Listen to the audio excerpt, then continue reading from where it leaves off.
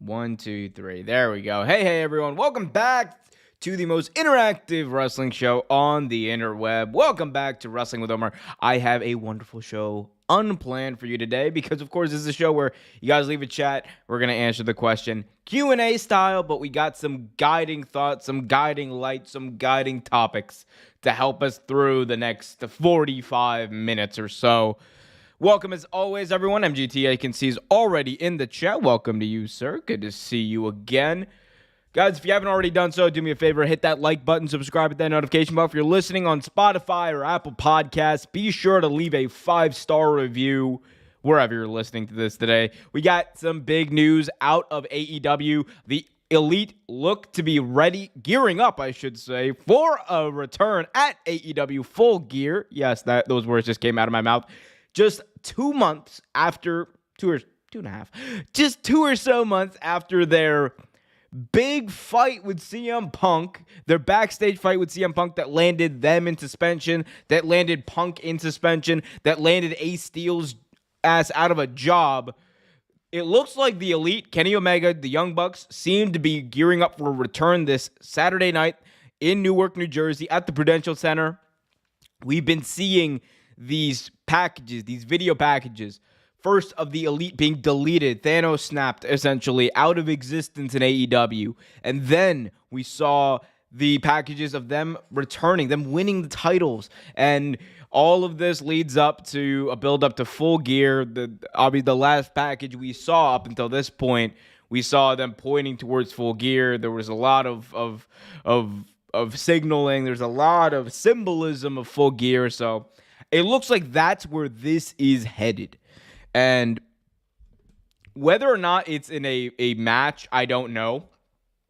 Because right now, I don't think that there is a trios title match on the card. If there is, I am fully gonna be mistaken, or I will be, caught red-handed. I don't know what the proper verbiage is for that, but right now it does not look like Pac or Death Triangle have a match stated for there. So there could be a chance that we see an open challenge of some kind, an open challenge where Pac says, "Oh yeah, anyone who wants the title can go da ba da ba da ba," and then Penta says "Cero miedo," and Rey Fenix says, "I'm gonna jump off something," and jumps off the ring or something.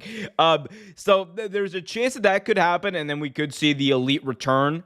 That would be a cool moment as someone who was there at All Out in Hoffman Estates when the Elite won their AEW Trios Tag Team titles, the inaugural AEW Trios Tag Team titles. I thought it was a great match, and it was going to be the start of a great reign. Little did I know how half wrong I was there, because some days later they would be suspended. But to be able to be there and see them come back and win in person would be epic. It would just be so epic. We get MGT in the chat saying, "Do you think the Elite should return after the main event like Bray Wyatt?" So the main event is going to be MJF versus Jon Moxley for the AEW World Championship. Right now, I don't see... Here's the thing. As great and as cool as the Elite's return is going to be, I don't think you overshadow that with the Elite, because look at the last few pay-per-views they've done in AEW, especially the last one. I mean, there's a lot of overshadowing those final moments of the main event of CM Punk winning in Chicago. There was the planned one of MJF coming back and revealing himself as the Joker, as the devil, you could say. And that was like part of the storyline, so all is forgiven there. But then you go back to what happened afterwards. I think that the way you want to start off an MJF title reign is kind of like, it's weird because if you look at in AEW kind of lore, MJF is almost the polar opposite of what Hangman Adam Page was to this event last year.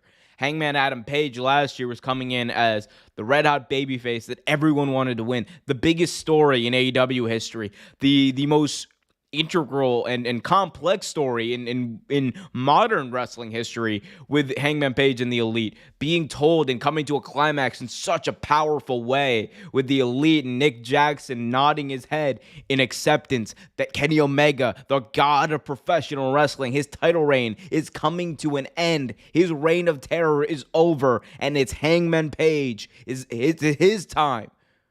to rise to the top and become the man that they thought he was when they started this promotion, because that was always it. Hangman Page was always going to be the guy when AEW started. That was the guy that Matt and Nick Jackson looked at as the real deal, the main event, the future of professional wrestling. You take that, MJF is all of those things and then some. I don't think you have the Elite kind of overshadow that moment. I don't think it tells a good story. I just don't see if it was a thing of MJF kind of calling out Kenny Omega in weeks prior or something like that, then maybe I could see something like that happening. The most like likely scenario right now, given the makeup of this card, is just I think the most likely scenario is something like Pac calls out an open challenge for the trio title and the Elite answer, and we get an impromptu kick-ass match that goes 20 minutes, gets 84 stars. It would have been 105 in the Tokyo Dome, and it's just great. So I'm not sure how it's all going to play out. I just think given what the card looks like right now, that makes the most sense. Because if we run down the card very quickly, we got Mox versus MJF. You have the Acclaim defending the titles against Keith Lee and Swerve Strickland. The AEW World Championship Eliminator Tournament Final. Toni Storm defending her title against Jamie Hayter. Chris Jericho defending his title against Bryan Danielson, Claudio Castagnoli, and Sammy Guevara. Jade Cargill versus Nyla Rose to determine who is the one true reigning TBS champion. Britt Baker, DMD versus Saraya, and that's a match I'm really looking forward to. Then you got TNA versus the Darby Allin and his dad, and Luchasaurus versus Jungle Boy. So we're not ready. You don't see Pac, you don't see Death Triangle, you don't see the Lucha Bros at all on that card. I think the only way you have them return at this point is by doing some sort of open challenge, or maybe it's some sort of one thing where Hangman Page just kind of comes out, does his thing, Pac is attacking him, and then you have Kenny Omega and the Young Bucks come out and save him. Maybe something like that. MGT in the chat says, yeah, MJF winning the world title should be the biggest story coming out of the pay-per-view. Should not be overshadowed by any means. Yeah, because here's the thing. Not only is MJF the future of your company in AEW, MJF is the future of professional wrestling. So that first title reign should not be sullied in that way. Now, here's the thing. Should it be sullied in other ways? Or not necessarily sullied, but should it be true to MJF's character in that MJF does cheat to win, but not because he needs to, but because he wants to? I really want to see that story play out. Because there's a bunch of ways to do it where you can still make MJF look strong, but also just be a conniving, heel. Like one way that I was always thinking about and that I always saw this kind of working out would be MJF having the Dynamite Diamond Ring in his hand, hitting Mox with it, and then hitting his finishing move, 1, 2, 3. So he didn't necessarily need the Diamond Ring to win the match, and because Mox is already in a vulnerable position. But man, that's just the icing on the cake, because that's who MJF is. And he's taken words, or he's taken some advice from William Regal. Sunshine, I didn't hit people because I needed to. I just like doing it. I'm a gentleman villain. We got MGT in the chat saying, how is your excitement level for this year's Full Gear compared to last year's? Because I think the build has been so mid. So compared to last year, I mean, I agree with you on this. The build to this pay-per-view has not been good. And it has been a concerning trend for AEW over the past few pay-per-views, actually, because I didn't necessarily think that the build to Double or Nothing was that good. I didn't really think the build to AEW All Out was that good, really. They really relied on star power for that, and then the last 2 weeks of CM Punk and Jon Moxley for that. That was virtually no build to their biggest match on the card. And it's been more of the same here. And I think AEW is falling into a very not dangerous habit, but just coming across as a bit of a lazy habit when it comes to booking long term. And look, we know that Tony Khan had the first basically two and a half, 3 years of this company kind of laid out. Ever since the first press conference, he knew who the first four, I think, champions were going to be, or the first three champions were going to be. Four champions. It was always going to be Chris Jericho. It was always going to be Moxley then. It was always going to be Omega. And then it was always going to lead to Hangman Adam Page. And then after that is where it kind of got muddied because there was no way of him knowing that CM Punk was going to be in the company by then, right? So Punk wasn't a planned guy. You have to imagine, obviously, Moxley's second reign was not planned, or his third reign, whichever one you want to count it. But it has been a very bad build to this pay-per-view. Like, and if you look at even like some of the matches here that have had like that have had good storytelling aspects of it, Luchasaurus versus Jungle Boy in the steel cage, the heat ran out on that story on those two like 2 months ago. The only reason that this match is happening now, like, here's the thing.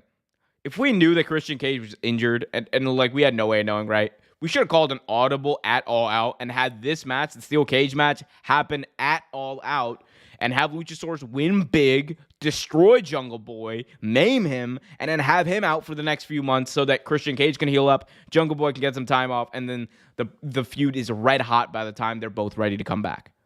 That's a way they could have gone. Instead, they kind of just dragged it out, and that's another thing that we've seen from AEW, just kind of dragging things out with little meaning. Because before, like the Hangman Page and Elite stuff, that was not. I hate using the word drawn out because it has negative connotations, but it was a very long-term kind of feud and a long-term story being told. But at the same time, there was always like another extra like layer being added every week. Every time Hangman Adam Page would give someone a look, every time Hangman Adam Page would show up at the entrance ramp while his friends were celebrating. There was always a little bit more being added in that storyline, and you just have not seen that here. Now, here's the thing. The best story coming into this entire pay-per-view has been the Acclaimed versus Swerve in Our Glory. I think what Swerve Strickland is doing right now is absolutely great. Like, the stuff they have him doing with Keith Lee, like, I think, like, who was it? I think it was, like, Will Washington compared it to Lex Luger and Sting back in the day in WCW, where Lex Luger was, like, the heel, but he was Sting's friend, so Sting never really saw the heel aspects in him. And now it's kind of, like, coming out a little bit with Keith Lee and Swerve Strickland. I love that. And you're seeing and, like, Swerve, he's attacked Daddy Ass and Billy Gunn, you know? Like, that's been a good build. It's been a genuinely good build. We all want to see the rubber match, and we all want to see Swerve Strickland, you know, go full on heel on Keith Lee, and then lead to them feuding. Hopefully, going into Winter is coming. So, I like that. That's like the one match. The other match, I mean, like I'm obviously excited for a bunch of these matches. The Britt Baker DMD match, or the Britt Baker DMD match. The Britt Baker Saraya match, I'm also very excited for because it's obviously going to be Saraya's first time in the ring in a long time, in years, ever since she suffered that back injury or that neck injury. And it's just like that spectacle. And like, to be honest, up until last week's Dynamite, up until Saraya cut that promo where she talked about why she's back in it, or why she's in AEW, and announced that she is cleared. Before that, there was very little heat on this at all. It was just like Saraya. It was just like the spectacle of Saraya. And I think AEW has been kind of leaning on that a little bit. Even like they tried to do something with the Tony Storm, Jamie Hayter thing. It just didn't do much. It just did not do much. Like they just half-assed it because they're like, oh, Tony Storm and Jamie Hayter used to be, or JR, but let's do Excalibur. Tony Storm and Jamie Hayter used to be best friends, and then Jamie Hayter acted like she did not even know Tony Storm, and that is all you get. No promos. You just get like the vignette, the one vignette, and that's, we're supposed to be hyped for this match already. Like, it's just they could be doing more. They could 100% be doing more, and they could be doing better, and we should expect better from them. We got MGT in the chat saying Conman167 is live too as we speak. I don't know who exactly that is, good sir, but sure they do. I'm sure they're a good YouTuber too. Oh, I see. They're live for Raw. Okay, yeah. So Speaking of which, well, I'll deviate a little bit away from AEW, but I do want to talk about Austin Theory. MGT, you were in the comment section the other day saying that I was smiling at this Austin Theory thing. I was laughing. I was enjoying this. Here's the thing. Austin Theory last week cashes in his Money in the Bank contract, which he could have cashed in any time he wanted for a shot at any WWE World Championship. And this man chose Monday Night Raw during football season on the U.S. title on a prone Seth Rollins and still lost. My problem is not with Austin Theory. My problem is not with giving Austin Theory the Money in the Bank briefcase at this point. At this point, my problem is completely with the booking. This is dog shit booking. Absolute garbage booking. Whether or not we wanted Austin Theory to be Mr. Money in the Bank, you were given that, right? You were given that. It was already there. You had to run with it to a certain extent. You're telling me the best way that you thought of getting the belt or getting the Money in the Bank briefcase off of him was for him to cash in on a injured, prone United States champion and lose? That's the best way. You thought that a way to build him up to eventually to be a big star, to have that big match with John Cena, was to have him lose? Cash in on the U.S. title of all titles and lose? Here's the thing. A better way of doing this would have been to have Austin Theory cash in his Money in the Bank on Roman Reigns, get demolished, destroyed, victimized, abused, and all that stuff that Paul Heyman likes to say, and lose. Because at least then, the dude would have taken a shot at the king. He would have missed. He would have missed. And he would have gotten beat for it. But it is like, this is the stupidest booking decision Triple H has done. By far. The stupidest booking decision he's done. MGT in the chat basically says the same thing. We should blame Triple H for that stupid booking decision. You had 8 months. That's my other big thing. You had like 7 or 8 months to figure this out. To really figure this out until the next Money in the Bank. The best you could come up with was just get... Here's the thing. You need to get the briefcase off of Austin Theory. Do what you did to Otis 2 years ago. If you want to get the briefcase off of Austin Theory, Mr. Kennedy defended his Money in the Bank. We saw RVD defend his Money in the Bank. There are so many ways you could have done this without making Austin Theory look like a complete joke. Like, it's absolutely the worst booking decision he's done. Liam's in the chat. Welcome, Liam. Good to see you, my friend. Liam in the chat says, oh, God, what's Triple H done? Triple H took the briefcase off of Austin Theory by having him cash in on the United States Championship last week on Raw to a prone, injured, and victimized Seth Rollins, and he lost. That's what Triple H did. He didn't even let him... Like, here's the thing. You also could have done a thing where Austin Theory cashes in on Braun Breaker on the NXT title whenever Braun Breaker's ready to come up. You could have done that, and it would have been better. And it would have been more appropriate for Austin Theory to build him up through NXT and have him be the guy in NXT. Because there is precedent for main roster people going after NXT titles. Look at what Charlotte did. Charlotte won the Royal Rumble. Charlotte, multiple-time world champion Charlotte, won the Royal Rumble and then went on to challenge Shayna Baszler at WrestleMania 36 for the NXT Women's title. So there's precedent for it. You can make that a thing. You can make Austin Theory the guy on the brand or have him want to be the guy on the brand and have Braun Breaker in his face like, hey, you can't beat me. Like, come on. Like, yeah. Like, all that stuff. But nope. It's dumb. Liam in the chat says, I mean, Theory hit an A-Town down. Seth was out. Bobby stopped it for no reason. Bobby shouldn't have been there. That's bad booking. It's bad booking. Like, you want to say, you try to protect him there? They beat Austin Theory. They've been beating Austin Theory for the past 4 or 5 months, ever since he won the damn Money in the Bank briefcase. They've been beating him on TV. That's all they've been doing. They've made him look weak enough. The one time they try to make him look strong, they make him look weak by having him lose the damn match. It's stupid. Like I know, look, we can talk about it from a wrestling, like, in kayfabe standpoint too, Liam, if you want to. From a booking standpoint, this makes no sense. It makes him look like an even bigger doofus than he was. It's absolutely utter garbage.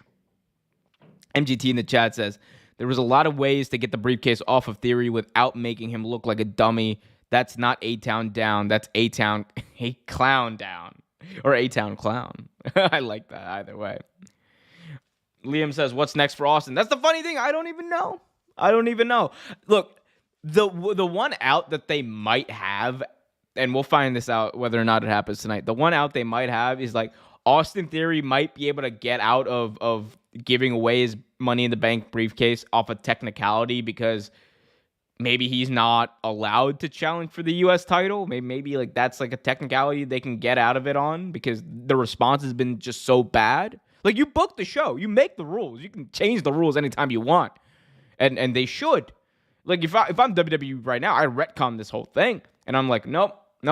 That doesn't count. He still has his world title match, because it's supposed to be a world title shot against either the Universal or the WWE Championship, not the U.S. title. That's the way you fix this. There's no other way to fixing this. Outside of, like, spending the next 4 years, like, basically pulling a Roman Reigns trying to rehab Austin Theory from this terrible run. Like, it's just such a bad booking decision. And Triple H is a guy who's known for logical booking for the most part. It just is bad. Liam in the chat says, a face Austin Theory where his dumbass just walks around backstage with R-Truth. Hey, man, I don't even think R-Truth has got much left to do now. Like, R-Truth, like, the 24/7 title is officially done. I mean, look, the 24/7 title is still in a better state right now than the NWA World Championship, which I'll talk about, because Tyrus as the NWA World Champion is just, what a joke. What a joke. Like, utter stupidity on everyone's part there. MBT in the chat says, I'm waiting for Raw to see what they're going to do with it. Even people like Corey Graves and Elias are calling this shit out. Yes, they should, because it's dumb. It's so dumb. I mean, look, not as dumb as Tyrus winning the NWA title. Guys, I can't not talk about this. So, November 12th, 2022, a day that will live in infamy. The day that Tyrus, the former Brodus Clay, somebody call his mama, he is the NWA World Champion. God help us all. Hard times 3. The booking here, atrocious. This poor crowd in Louisiana witnessed history being made when one of the worst NWA World Champions in modern history was crowned in Tyrus. He squared off against Trevor Murdoch, the reigning champion, and Matt Cardona.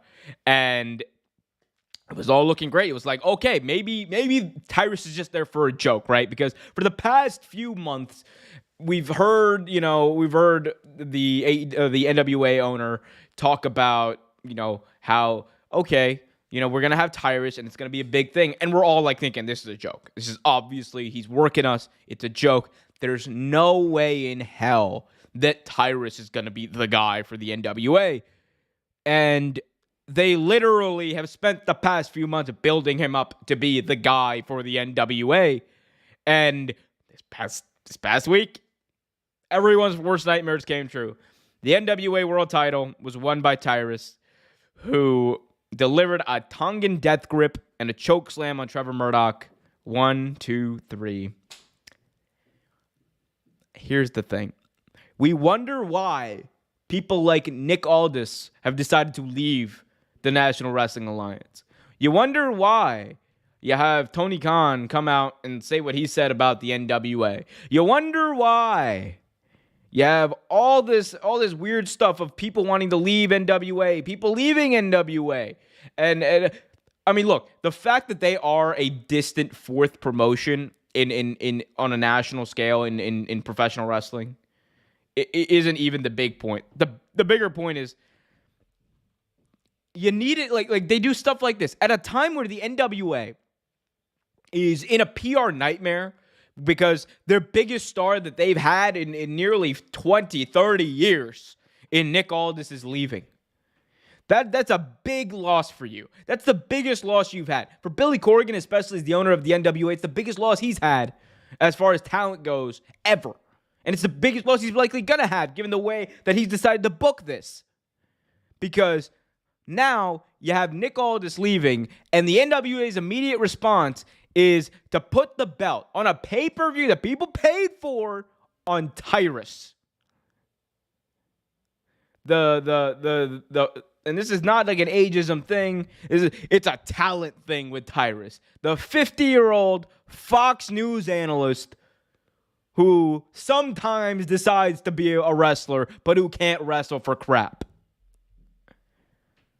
They gave Titus the world title in response to Aldis leaving. It's stupid. It's stupid on all levels. And they wonder why people are going to stop. People are going to stop, watching the NWA. Although the 4 people that are watching it right now, I'm sure at least 2 of them are still going to watch. But it's weird because the NWA, when Billy Corgan bought the NWA and he revitalized it and he brought in Power, and that was such a great show. Power was such a great weekly wrestling show because it had an old style feel. You had stars like LA Knight. You had people like Trevor Murdoch. You had Nick Aldis, obviously, and whatnot. It really was like a breath of fresh air and something new and kind of out of the box and not as sanitary as we've seen from WWE and whatnot, right? But now to see how far they've fallen with Tyrus, freaking Tyrus, as their world champion. Joke. It's a joke, and you're never going to be able to attract another Nick Aldis if you keep booking like this. I'll tell you that. It's just a joke. Yeah, and look, I'm sorry, people. I'm sorry if I know that there's probably the 2 Tyrus fans and the 4 NWA fans that I just pissed off with that take. I'm sorry. I'm sorry. Whatever. But it's just bad booking. It's bad PR, and you got to know how to run a company, at least from a PR standpoint, right? You at least got to know. We got MGT in the chat saying they gave Tyrus the world title as an FU to Aldis. Yeah, they did. Liam in the chat says, also, what happened to Theory versus Dolph? Dolph just disappeared. Yeah, Dolph just disappeared. He's got sick of wrestling, I guess. He does that. Dolph Ziggler, he's his eternal cycle is like this. It's win mid-card belt, complain about not being world champion, go home for 3 months, win mid-card belt, complain about not being world champion, go home for a few months. That's the eternal life of Dolph Ziggler on WWE TV. We got Liam in the chat saying, I wanted to see Theory versus Dolph for the Money in the Bank briefcase, and then it gives Austin more time to build potential and gives Ziggler one more world title push. Yeah, no, that was never going to happen. They were never going to give Dolph Ziggler another world title run or another world title push. I mean, if you wanted to get it off of him, a way you could have done it was I don't know, maybe Cody wins the Rumble, challenges Roman for the title, loses. Because I always thought this. Cody always, in his first attempt to get the WWE title, should lose. Because you want it to hurt a little bit. This is just me as a fantasy booker, right? I want it to kind of hurt a little bit before we get the euphoric feeling of Cody finally winning that elusive WWE World Championship. I would have had him lose and had Roman say, if you lose this is it. You're not getting another shot at me as champion. And then you could have had a thing where Cody challenges Austin Theory for the briefcase, wins it, and cashes in, and then he could say, at SummerSlam, I'm Cody Rhodes, and I'm gonna do it for my dad. They could have done that. There's so many ways they could have done it that would have been better. And this is just me BSing, guys. It's just bad booking. Oh, man. Guys, we're heading down the home stretch of this stream, so get your questions in. Hit that like button if you haven't already done so. Subscribe and hit that notification bell so you get notified whenever a new video is released. We got MGT in the chat saying, it should have been me. You should have won the world championship for NWA. MGT, exactly. MGT also says, there were a million better ways to get the briefcase off Theory. Yeah, 1,000,001. I just gave you an extra one. But it's absolutely horrendous what they did. It's triple. This might be one of those things. It depends how they play it off. Again, if they do the thing where they retcon it immediately, it won't be as bad. But if they go with this narrative and expect us to take Austin Theory as a serious threat after this, it's just who are you trying to fool, guys? Who are you trying to fool with this gob? It's not good. It's really not good, people. But anyway, I do got to run, though, guys. It's been fun. Guys, be sure to go over to youtube.com/Real Take Wrestling for all your wrestling-related needs. Subscribe, hit that like button, all that jazz. The Elite are returning. I'm going to be doing a few different previews this week on youtube.com/Real Take Wrestling and on the podcast channel as well. We're going to be previewing AEW Full Gear. I'll of course, be doing the main show with Trevor next week or tomorrow. I'll also be doing a bunch of other fun stuff. We're going to get some shorts out from AEW Full Gear. I'm going to be at Full Gear. If you're at Full Gear, be sure to come over and scare the hell out of me. Say hello and all that jazz. But I'll be there, so it'll be fun. Until next time, everyone, MGT, Liam, everyone else, be happy, be healthy, and keep it real.